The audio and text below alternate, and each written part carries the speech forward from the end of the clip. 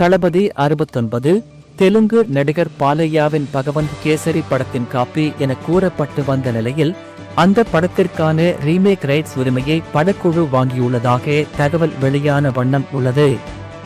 தமிழ் சினிமாவில் குறிப்பிட்ட சில படங்களை இயக்கியிருப்பினும் அதில் தன் கதை மற்றும் இயக்கத்தால் வெற்றி கண்டவர் இயக்குனர் வினோத். தன்னுடைய முதல் படத்திலேயே தமிழ் சினிமா மொத்தத்தையும் திரும்பி பார்க்க வைத்த இயக்குனரான வினோத் தற்போது நடிகர் விஜயின் கடைசி படமான தளபதி 69 படத்திற்கான வேலைகளில் முழு வீச்சில் இறங்கியுள்ளார்.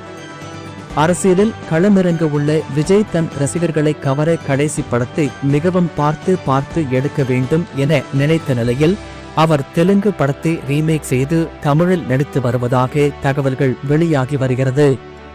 தெலுங்கு ரசிகர்களால் கொண்டாடப்பட்ட நடிகர் பாலையாவின் பகவந்த் கேசரி படத்தின் கதைதான் தளபதி 69 என சிலர் சமூக வலைதளங்களில் கருத்து தெரிவித்து வருகின்றனர்.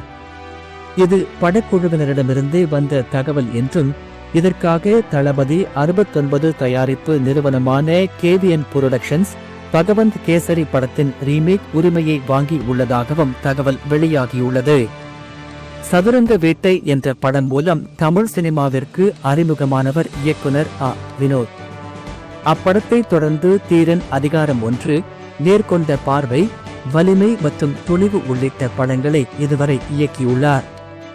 இவரது அனைத்து படங்களும் திருட்டு, பணம் சார்ந்த கார்ப்பரேட் சுரண்டல் போன்ற கருக்களை அடிப்படையாக கொண்டு அமைக்கப்பட்ட படங்களாக இருந்தன. இதனால் அரசியலுக்கு வரும் விஜய்க்கு மக்களை கவரும் விதமாக இதே போன்று ஒரு படத்தை தான் வினோத் கூறியிருப்பார் என்றும் ஒருதரப்பு கூறி வருகிறது. இப்படத்தில் விஜய்க்கு ஜோடியாக நடிகை பூஜா ஹெக்டே நடித்து வருகிறார். மேலும் இப்படத்தில் பாலிவுட் நடிகர் பாபி தியோல், பிரேமலு புகழ் நடிகை மமிதா பைஜு ஆகியோரும் இணைந்து நடித்து வருகின்றனர். இந்த படமே விஜயின் கடைசி படம் என்பதால் ரசிகர்கள் மத்தியில் பெரும் எதிர்பார்ப்பை ஏற்படுத்தியுள்ளது.